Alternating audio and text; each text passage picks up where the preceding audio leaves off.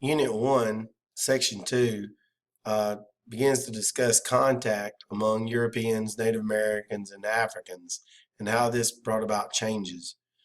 European nations explored the New World for many reasons. Number one was the three G's. The three G's stand for God, gold, and glory. God, the purpose of that is to spread Christianity throughout the world.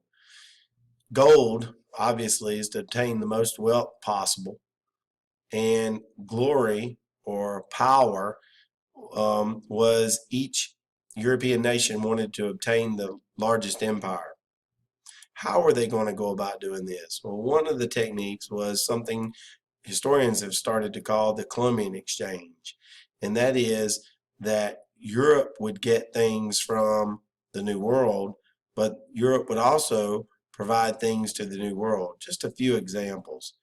Provided things that were provided by Europe to the New World included things like coffee beans, wheat, cattle, but also negative things like disease.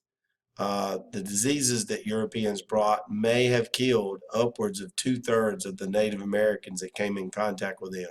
Diseases like smallpox, influenza, typhus, measles, malaria, diphtheria, things like that killed Native Americans in droves. Items that were obtained from the New World by the Europeans included items like tobacco, uh, cocoa, chocolate, tomatoes. A very important one was potato. Potato is going to become sort of the rice for Europeans, where rice is a tremendous starch for Asians. Potatoes are going to take that place in Europeans and really feed a large percentage of the European population.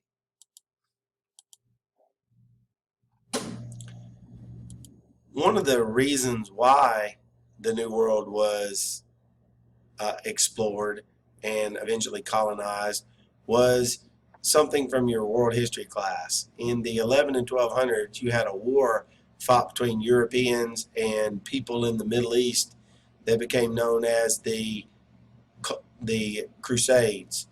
The Crusades were a holy war fought by Christian kings to reclaim Christian lands in the Middle East, known as the Holy Lands. Uh, they were successful and then they were not successful. Eventually, the wars end in a tie.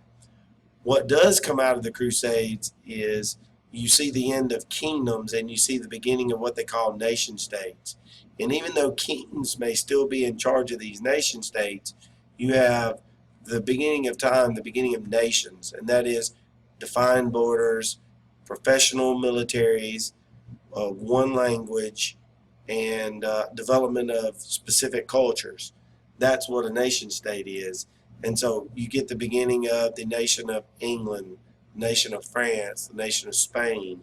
And there's going to be tremendous rivalries between these nations to see who's going to be the first to colonize the New World. How are they going to colonize the New World? Well, during the Crusades, the Europeans learned of new ways of shipping called a caravel. A caravel has a specific shape to its sail, which enables it to sail against the wind. It has a new type of rudder, and it has a deep draft, meaning the hull is very sits very deep in the water, which enables it to withstand large waves out in the middle of the ocean. The Europeans, learned to navigate across the ocean without the sight of land, and they developed this from the Muslims. This was one of the things they got from the Muslims during the Crusades. What you're looking at here is a sextant. A sextant is a tool that enables a cartographer to be able to determine his latitude. And latitude is the distance of the boat from the equator. And it's all geometry, knowing angles.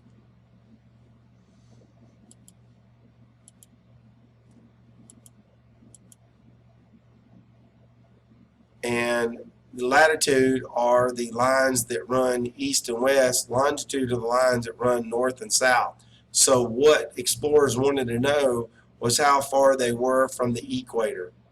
And that's what the sextant and another instrument known as the astrolabe were able to do for the early explorers. The last characteristic we're going to talk about that made an important inroad, enabled Europeans to come and explore the New World, is a new way of financing these early colonies. And this is known as joint stock. Joint stock, a modern day term for joint stock companies, is a corporation. And that is where investors would share risk and share reward in starting a new colony.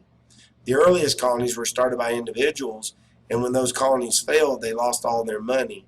But with joint stock companies, you could share that risk with other investors, but you also had to share the reward. This concludes Unit 2, Section 2, how European nations explored and conquered the New World, and the contact that came about between Europeans, Native Americans, and Africans.